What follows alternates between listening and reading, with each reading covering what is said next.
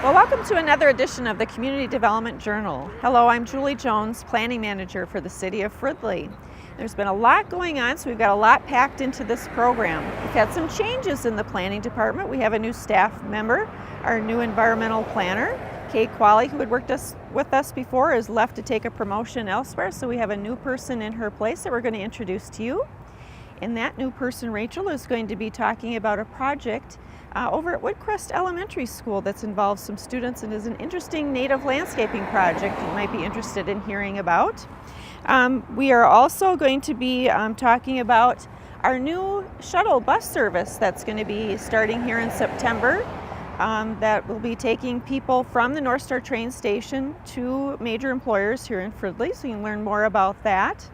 And then we are also going to be visiting the newest senior living facility here in Fridley called Watermark on 53rd and 4th Street. If you're looking for a new senior living facility in the future. And then finally, we are going to talk about this new project here, a new pathway that we have on Main Street that came about as a result. Well, we're going to say there's a connection to smoking with this trail. And so to learn more about that, stay tuned for the rest of the program.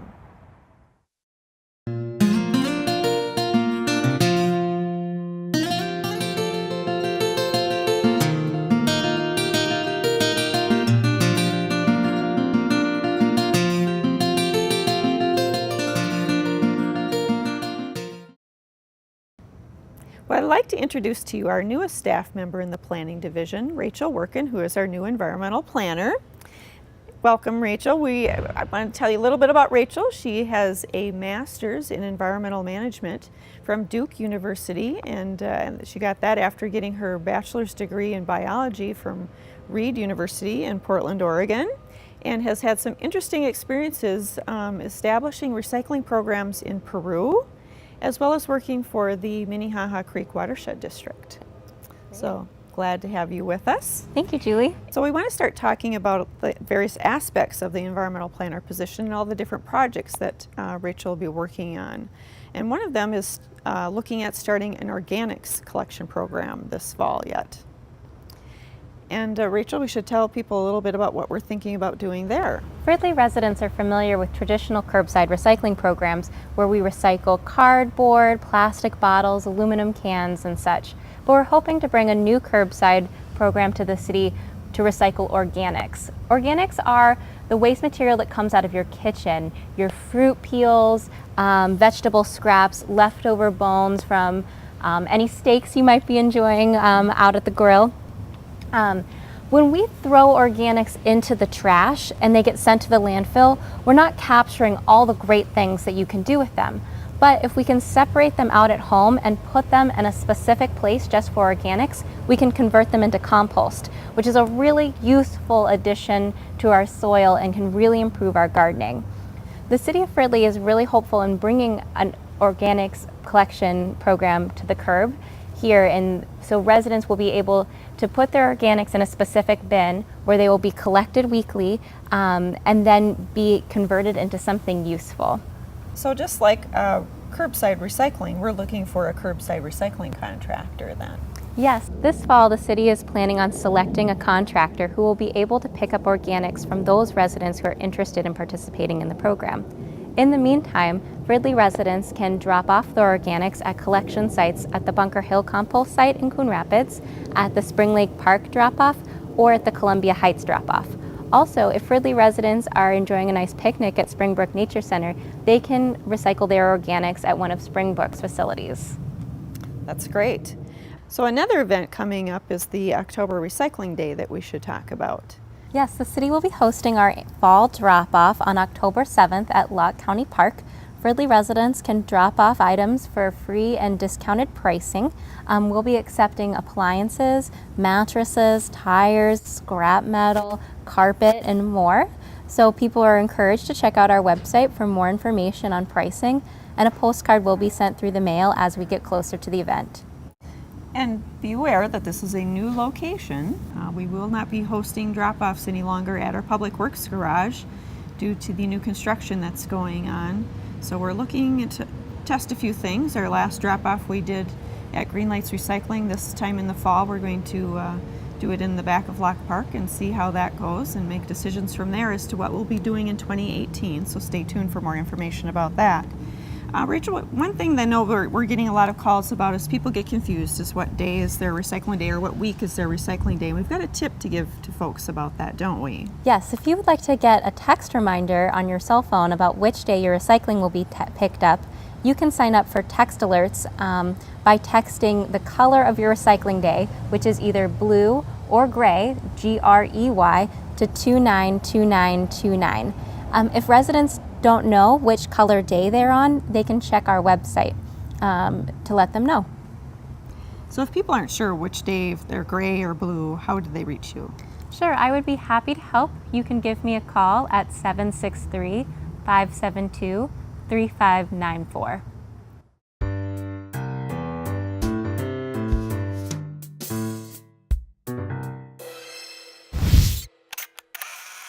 Hi, I'm Amy Kempf, the Neighborhood Preservation Specialist for the City of Fridley. This is Annie the dog, and this is Codes to Know. Today, Annie is here to help us talk about animal codes and nuisances. Annie wants to be able to live in Fridley, and she wants to also be respectful to all the residents, businesses, and neighboring owners. So here today, Annie is going to help us show how to do that. One of the first steps is to make sure that you get your dog licensed. To get your dog licensed, you pay $25 and fill out an application fee. It's very simple, and you can find an application fee online, and you get a nifty pet tag to put on your dog. So if your dog is missing, they can help you find it. If you also lose your pet tag, you can go to City Hall and request another one. I'm at the Fridley North Star train station with Megan Matheson, who is with the Anoka County Commute Solutions. Welcome, Megan. Thank you, Julie. And we should probably start by explaining what the Anoka County Commute Solutions organization is all about and what do you do? Yeah. So Anoka County Commute Solutions is actually a transportation management organization, and there's 4 of us in the region, and all of the TMOs are funded through this grant called the CMAQ grant.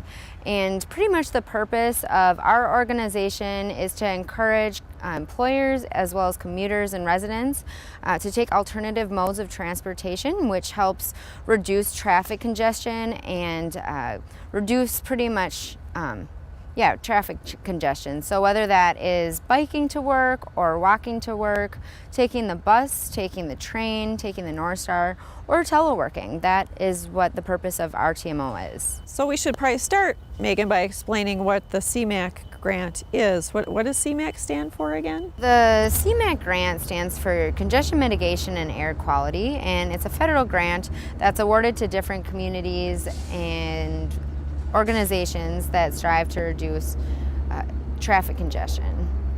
And of course, Anoka County needs programs like this to reduce traffic congestion because we can't build our way out of traffic congestion. There's not enough money to do that. These programs are less expensive. So we've got this grant, I should say we, Anoka County Commute Solutions, got the CMAQ grant specifically for a new service in Fridley, and we should tell people a little bit about that. Yeah, we should. So Fridley, as well as Anoka County, got awarded this CMAQ funding for the specific service that starts September 5th, 2017, and it's called the Fridley North Star Shuttle Service. So the purpose of this shuttle service is to connect employees to their employees and kind of connect them to that last mile. So major employers include Medtronic, Cummins Diesel, Unity Hospital, as well as BAE Systems. And the reason that we got this grant awarded to us is because from the North Star train station, those employees still have to travel a mile or 2 in order to get to their place of work. So with this service, we will be connecting the employees from the North Star station to their place of work. And this makes sense because there are a lot of employees that work here in Fridley that live in areas northwest, Ramsey, Big Lake, Coon Rapids, areas that are serviced by the North Star train station. So it makes sense, particularly in bad weather days when they don't want to fight the traffic on Highway 10 to get to work here in Fridley. Fridley is, of course, an importer of jobs. We have about 10,000 more people living or working here in Fridley than we have living here, so it makes a lot of sense for us to take advantage of that North Star service. So let's explain, Megan, kind of how the shuttle is going to work, because the shuttle buses are going to be servicing people that are arriving here at the train station and then taking them to these employers that you just mentioned, right? Yes, that's correct, Julie. And so the way that it's going to work is we're going to have 4 different bus routes that take employees as well as the general public to certain spots in different routes. It starts with route 812 going to 815, and so those routes are going to come here in the morning and meet the oncoming trains and take their employees to locations such as Medtronic, Cummins, Unity, and BAE systems. And then at the end of the workday, they're going to pick them up in specific shuttle stops and bring them back to the train so employees can catch the northbound trains to go home. Well, and of course, Megan, this service is free for people. We should mention that. And it's not limited to just people that work at those employers that we were talking about. Anybody in the community that wants to use this shuttle can use it. They would just need to get to those station stops. We should also mention for folks, Megan, that this is just a one-year pilot, so there is a limitation, and we're not sure what's going to happen with the service after that 1 year. Yep, Julie, that is correct. And so the funds are only secured for 1 year, and that's kind of, again, the purpose of the CMAQ grant is just to kind of test out what works as far as busing and different types of transportation goes. And then after that, it really depends on the success of the program.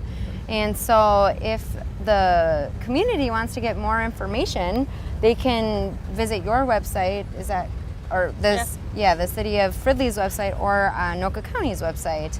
And at Anoka County's website, the address is just anokacounty.us/North Star Fridley. We will have information on the Fridley website as well under the About Town section on the website. In that, our web address is www.fridleymn.gov. Megan, we probably, if people are interested in getting more information about commute solutions and alternative transportation, how could they reach you at your office? Yeah, so they could reach me by phone at 763-324-3201. Otherwise, by email address. My email address is Megan, MEGHAN, .Mathson, MATHSON, @co.anoka.mn.us. Well, thanks, Megan, and looking forward to this new service starting September 5th. Again, let us know if you have questions or need more information about it. Thank you, Julie. So right now, I am surrounded by pollinators such as butterflies, moths, and bees. Like a lot of people, I used to be afraid of bees until I realized that most bees don't sting you, and most bees won't sting you unless you're provoking them. Bees are such an important part of producing a lot of the food that we need to survive. And there are a lot of things that we can do to help out bees. For example, we can choose bee-friendly chemicals to use on our lawns, or not use chemicals at all. And we can also plant flowers that bees enjoy as their habitat, such as these native plants. While in the city of Fridley, if you have regular turf lawn, it needs to be mowed shorter than 10 inches. If you plant native plants in a designated natural area, you can have taller, beautiful flowers that bring in bees, butterflies, and other pollinators and help create Fridley's important natural ecosystem. Well, I'm at the location of the Watermark Senior Living Community, a new senior living facility here in Fridley that just opened recently at 5300 4th Street, right at the corner of 53rd and 4th, just behind Bona Brothers, if you're familiar with where that is. With Jennifer Thorson, who is the executive director for this new facility. Jennifer, let's explain to people a little bit about what this facility is and what sort of services it provides to seniors. Watermark Senior Living is a combination of care suites and memory care. Care suites is another word for enhanced assisted living, so that's more of your higher level of cares. With memory care, your higher levels of memory care. How you can factor that in is when you're at an assisted living and you're looking at possibly having to go to long-term care for 24-hour nursing. The more severe cases of memory care, or the later stages, that's what we're able to take care of and accept residents on. And that sort of extended care type of care with memory care probably explains why in your front yard we have this enclosed area for people to enjoy the outdoors, but in a safe environment. So maybe we should start by showing people what that is like in your facility. Absolutely. Okay. Well, this is just lovely out here. I mean, I'd love to have this set up in my own yard. Oh, it's beautiful. And I'm sure it's perfect for people with memory care. So they've got this nice little internal walkway where they can walk around. And Yep. It's for, anybody can come out here and enjoy it. We're, family, the residents, but it's specially made for our residents who do have those, who has Alzheimer's and that wander. So they're able to come out here in this huge space, obviously during season, but it is completely fenced off, and they can wander, roam wherever they want to go and be safe. Right. And with this large amount of space, you can't find that in a lot of places here in the metro. Right. So, yeah. It's really beautiful. I mean, amenities and decoration and landscaping Yep. here. It definitely feels, everywhere you turn here, you feel like you're in a home. It doesn't feel institutionalized. It doesn't feel like those huge assisted living buildings like hotels. You truly feel like you're at somebody's home. Right. And that's what is so special for residents who live here, is that when they move in here, not only are they renting their apartment, but their apartment is in a way almost like their bedroom, because the entire house and community and backyard, this is their home. Right. So they're able to sleep in their apartment, but then come down and have breakfast and sit in the living room and read a paper or watch a movie. Come out here, be able to invite their family and friends out here. We'll be having live entertainment out here for our residents. So. Well, Jennifer, this is a beautiful dining facility in here. I'm curious to know, let's tell people a little bit about how then the dining feature of the living situation works here. So we serve 3 meals per day, breakfast, lunch, and dinner, and they're in 2-hour intervals. So from 6 to 9 we have breakfast, and 11 to 1 we have lunch, and from 4 to 6 we have dinner. All of our meals are made homemade from scratch day of. We do have a chef here, and he is absolutely phenomenal. Just yesterday we had filet mignon and twice baked potato and cheesecake. We've had chicken tortellini on the menu. So every day is an amazing meal that he prepares in the kitchen the day of, fresh. And we also do, as we continue to gain more residents, we'll be doing residents' choice. So they're going to be able to request certain meals, and we're going to be making it for them from scratch. If they have certain recipes they want to bring home or from home here and have made, we certainly can do that too. So Jennifer, do you have different size rooms that people have to choose from? I know this is one of your models. We do. We have actually 3 different size rooms. The model that we're in right now is actually our smallest room. But what is really neat about our smallest rooms is that they have different features. They're unique in their own way, because as you come in here, it has its own private hallway into the bathroom, and then this little kind of area here for where the bed would be, and TV and all that. So the rooms come furnished with a TV? Every room comes furnished with a 43-inch smart TV and cable and phone. And you would bring your own furnishings. Bring your own furniture. Yep. Okay. That's just nice, so then you can personalize the space. Yes, absolutely. Absolutely. Okay.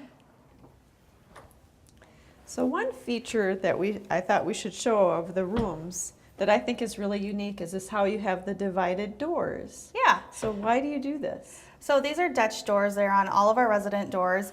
It's more or less, I guess, a convenience for our residents, because we do hourly checks, and instead of having to come in and disturb them, we're able to just be able to walk by and take a peek on them and not have to come into their home for those checks. So this is one of our larger rooms that we have available, where we're able to put a queen size bed, more furnishings, a dresser, bigger, larger bathroom. Still comes with the TV and phone system. Let's tell people about the phone system a little bit, because that, I know you're saying that it's kind of a kind of enhanced feature that maybe a lot of facilities don't have. So we have, our phones are put on through the Wi-Fi system, and with that comes a phone that is also serves as a computer, and you are able to do video phone calls with your loved one. So upon admission here, we will get our residents up to speed on how they can use this phone and hit the video. And as long as you have a Skype account or any kind of a two-way chat iPhone, they are able to video chat from their room. What a great thing for the residents to be able to see the Absolutely. grandkids or grandkids, and likewise kids to be able to actually video, see how mom Right. is really doing Right. in the room. So that's very nice. Yep.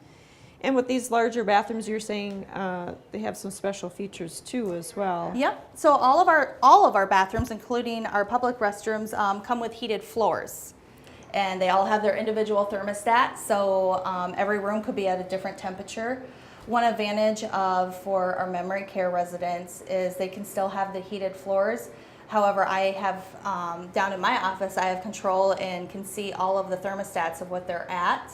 So if they get too hot or too cold or whatnot, I'm able to adjust it also to whatever their comfort level is going to be just from my office. Keep an eye on how they're doing. Yeah, yeah. All of our bathrooms, or all of our showers, I should say, are large to where we have shower benches, and there's zero entry for wheelchairs as well to go in. And we also do, for those residents who do still like the Whirlpool tub, we do have a Whirlpool tub as well. Well, Jennifer, the facility is beautiful. It's just such a beautiful addition, I think, to the neighborhood. People here were really concerned when the proposals came in to build this facility, not knowing exactly what it is. You've given us a real good picture of how it works. Besides the makeup of the facility, I think your staffing, what you were explaining to me earlier, is impressive too, as to how you staff the facility. Yep. So what we do is we staff for every 5 residents, we add a care provider. However, that's not set in stone. We can fluctuate to what the residents' care levels are at. So if we have more of the higher care levels, we're going to be adding more staff. Our number one thing is the resident, though, to where they aren't having the long wait times when they're hitting their pendant and needing help. They're knowing that as soon as they hit that, somebody's on their way and they aren't waiting. And so people can even stay here even beyond into hospice care if that becomes a need that they have. Yep.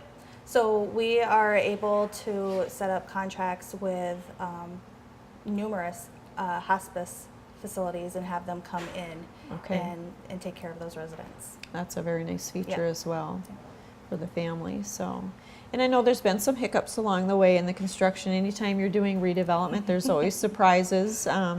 But some good things have come out of it. I know, for example, the parking lot became an issue because of some water issues discovered, and now the parking lot has got pervious pavement. We actually had to build an underground retention pond, and so now our parking lot is, you can dump a 5-gallon bucket of water on that parking lot and it soaks right through to the ground, so there's no puddles. Great. And no collection spots Great, of water. great. And I know there's some finishing touches you're still working on Yes. here, and some plans to maybe even change things a little bit. And one of them I heard about was that you're thinking of putting in a theater. Yes, we are still continuing to look to grow this building, and we will be adding a movie theater, a party room, and a main floor couples suite, a 1-bedroom couples suite. Okay. So that will be added Within the here. existing space that you Yes, have. yep, Yeah. absolutely. So, okay. Well, it's just lovely. I'm glad I finally got to see it. Thanks for Yes. showing me around. You I've bet. been hearing from inspectors how incredible this facility is. So it's nice to get to see it finally after we've been watching it being built for Yes. months. So if people are interested in taking a tour, seeing the facility, how can they reach you? They can stop in anytime for a tour between the hours of 7:30 to 5 o'clock. I'm here. No appointment needed. However, if you do want to have an appointment and also join us for a meal and try one of our amazing meals, you can contact me. Our number is 763-762-8990.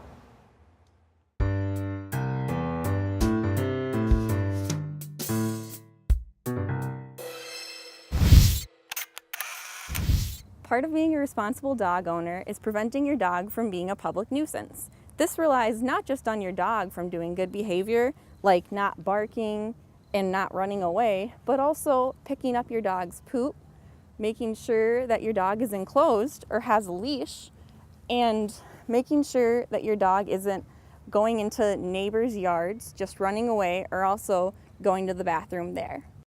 When you bring your dog to the park, make sure that they are leashed and make sure that you are bringing plastic bags to pick up their poop. You can put that in any waste container in the park nearby. Dogs or animals are not allowed at Moore Lake Beach, Springbrook Nature Center, and Fridley Community Park. You're welcome to bring them other places, such as Commons Park, where Annie and I are today. Fridley Code only allows for a combination of 3 dogs and cats. 4 or more animals are not allowed without a kennel license. You can apply for a kennel license at the city clerk's office. Well, I'm on the site of the new pedestrian bridge at Main Street over 694 with Brandon Broadhag, our civil engineer with the city of Fridley. Thanks, Brandon, for coming out here. Thanks for having me. Brandon, do you know the tie between smoking and the installation of this bridge? No, I do not. Sounds kind of strange, but how this bridge actually came about was with money from the tobacco settlement of the state of Minnesota, which resulted in the SHIP program, the State Health Improvement Program, that provided funding to Anoka County to hire a consultant. And that consultant worked with cities in Anoka County to apply for certain grants. And the grant that funded this bridge was one of them, a transit enhancement grant of $1 million. Unfortunately, this project ended up costing a little bit more than $1 million, didn't it? That's correct. Yeah, the city had to put some matching funds in as well to this project. And I don't know, Brandon, if you're involved in that part of the project, if the project was able to stay within budget? As of right now, we are within budget. Like you said, it's proposed to be a $1.8 million bridge. So we got a $1 million grant from the federal grant, and we got some help from the Minnesota State Aid, and as well as the city will be putting in. Okay. It's quite the project here to put this in, and it's not just the bridge that's involved in the project, but it's a new 10-foot wide trail that runs all the way from where our previous grant project at 53rd and Main Street ended and picks up there in front of Home Depot and runs all the way to the south border of the city to 44. That's correct. And I understand that has been tricky because of having to get easements from the property owners along the way. That is correct. So with this project, we had 2 options. We could be on the backside of curb, which we'd have ran into a bunch of utilities, which included power poles, or we could have gone around the power poles and would have had to get easements from every one of the companies along Main Street. We decided that we went with going around the power poles and trying to get easements. We received most of the easements in time from the project, but we had a few that were a little bit behind. But we were able to receive those easements, and we will move forward with the project. So at the time you're seeing this interview, if everything's not paved, it will be repaved soon. The plan is to have everything paved by the end of August. Okay. As well as the surface of the bridge that we're standing on, which isn't complete yet either. And so this trail is meant to be a multi-purpose trail, right? That is correct. It's going to be a 10-foot wide multi-use trail, so it's going to be bikers and pedestrians. There will be a 2-foot shoulder in the areas that we are near the curb. Will be striped out. That's for a clear zone, just like we will have a 2-foot clear zone on the west side of the trail before we run into retaining walls or fences. It's a standard for ADA that we need to do. Yeah, MnDOT has certain criteria for trails like this that we have to follow when there's federal money involved. Correct.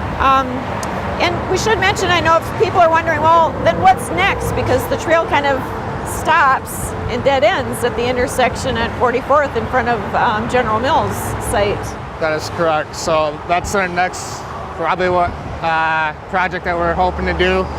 After this connection down to 44th, like you said, the next hurdle that we're gonna have to do is across the 44th Bridge down to East River Road, because once we get down there, we can connect into the Mississippi Regional Trail. Right.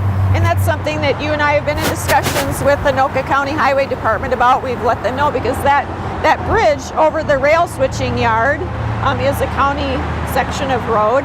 And so we're making sure that that gets in Fridley's comprehensive plan as a need to make that trail connection, as well as gets into the county's comprehensive plan as well. So we haven't forgot about that piece of it. So, and people may be wondering about winter time. What's the plans for keeping this clear of snow in the winter? So this, even though this is a county road, Main Street's a county road, since the city is putting in the trail and the pedestrian bridge, we will be plowing out, and any maintenance, winter maintenance, other maintenance, that's the city's responsibility, and we will be taking care of it. So even though it's a county road, the city will be maintaining it. That is correct. Okay. Well, thanks, Brandon. I know it's been quite an interesting project. It's not every day that in the city of Fridley we shut down traffic on 694 in both directions. Yeah, it's been quite the experience, and I'm glad to be a part of it.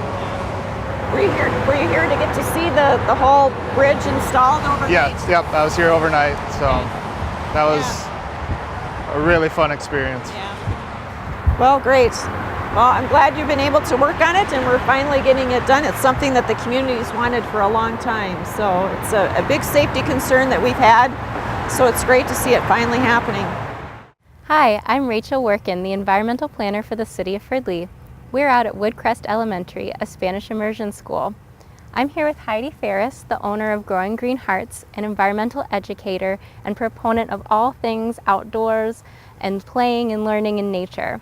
She's also a Woodcrest parent and a member of the City of Fridley's Environmental Quality and Energy Commission. Heidi, can you tell us a little bit about the area that we're standing in? Sure, Rachel. This area is called the Woodcrest Hospitality, Butterfly, and Rain Garden. Students named it those three things because they want this garden to welcome people to the school. They also know that monarch butterflies are dependent upon the milkweed plant, and many other butterflies and insects are dependent upon prairie plants. And then at the lower part of our garden here, it's a rain garden, which is designed to help water soak in. And when that water soaks in, it gets cleaned. That's wonderful. In the City of Fridley's comprehensive plan, we're talking a lot about resiliency and how the city is going to respond to climate change and other extreme weather events. Is this rain garden something that can help with that? Absolutely. The plants you see here, about 14 different kinds of grasses and prairie flowers, have root systems 10 to 16 feet deep. Wow. So if you can imagine that water trickling through and getting cleaned by these plants in the soil, in addition, we've got water going right down into the ground, into the rain garden, instead of into storm drains. So the water gets cleaned, it's reducing flooding, as well as providing habitat. That's wonderful. So you mentioned these roots are 10 to 15 feet deep. Traditional turf grass has much shorter roots, and so you have to water much more frequently.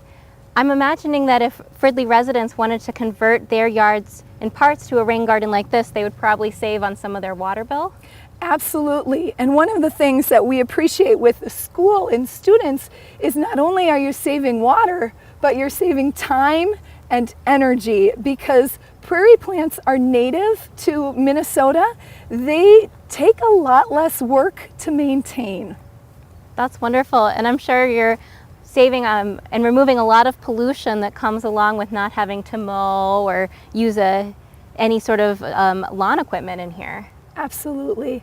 And in addition to that, Rachel, it's the enjoyment. We get to see pollinators buzzing about, and we all know that those are in trouble. We get to provide habitat for those pollinators. And then also butterflies. Butterflies like the swallowtail love the dill, and the monarchs, they love to take a sip of nectar from the echinacea plants. We've seen at least 5 species of butterfly in this little pocket of prairie. That's wonderful.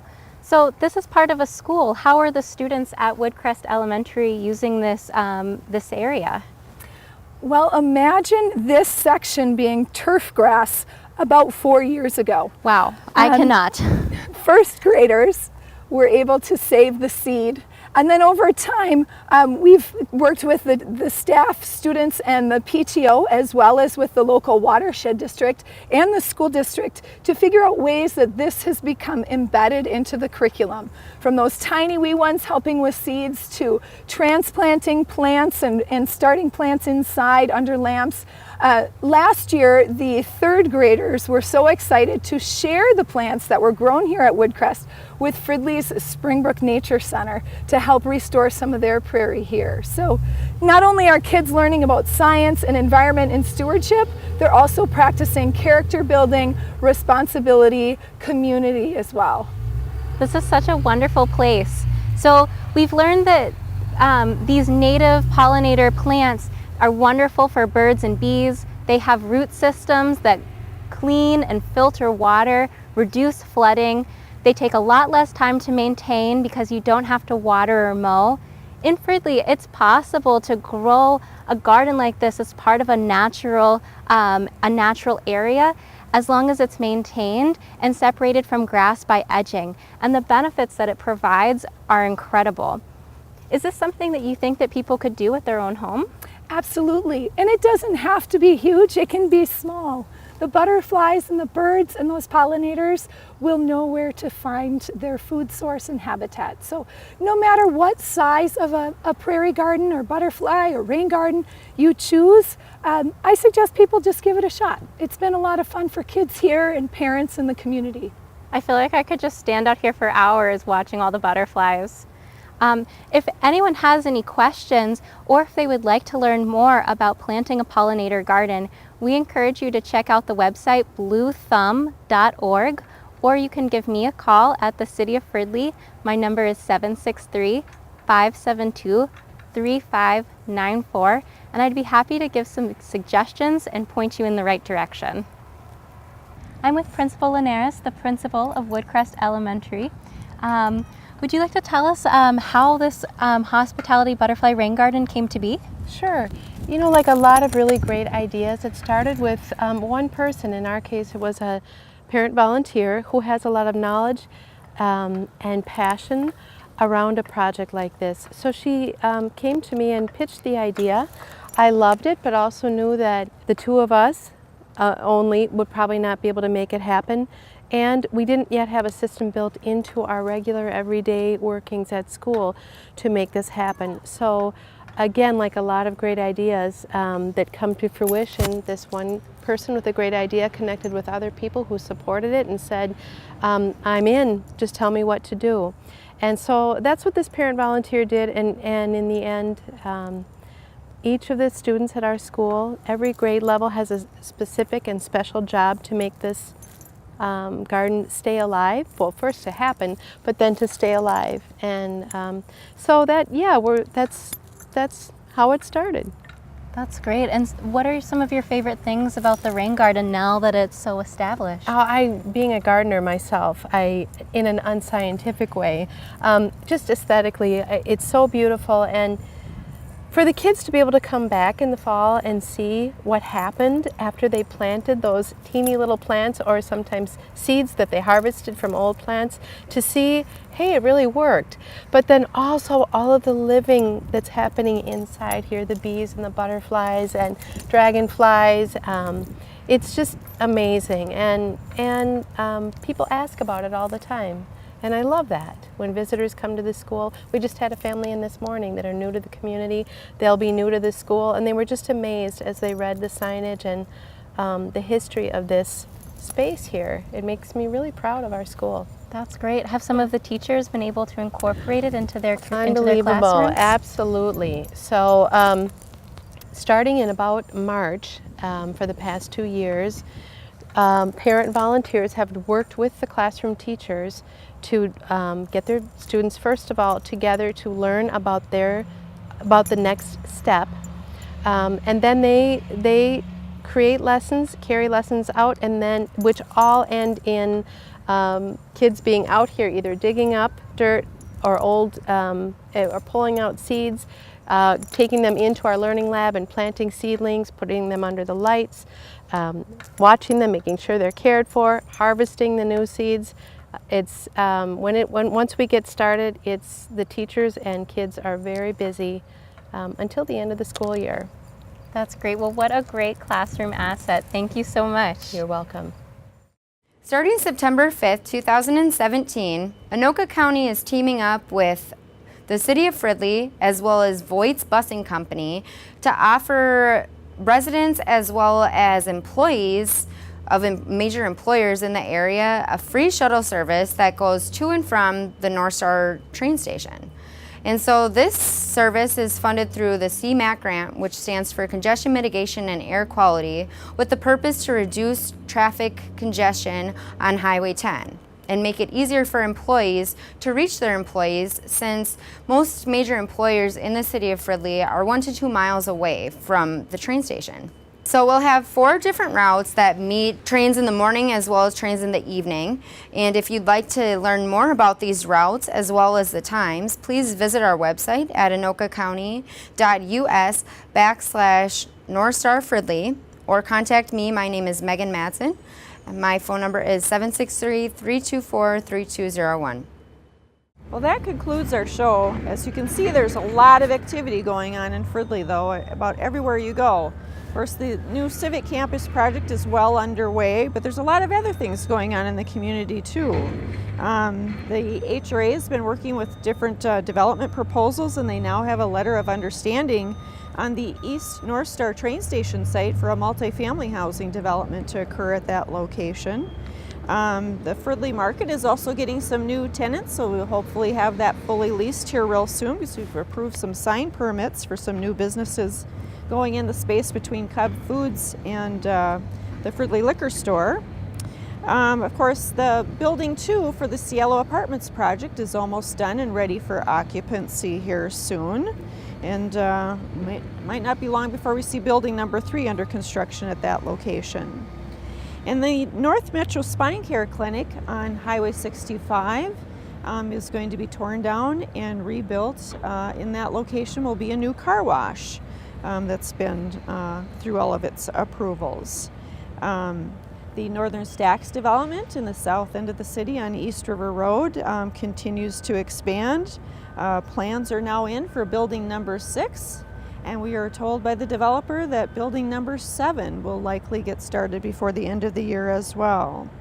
Cummins Power Generation, their location on the corner of 73rd and Old Central, they have an office building there that they are going to be significantly remodeling inside and out for their office workers there at that location.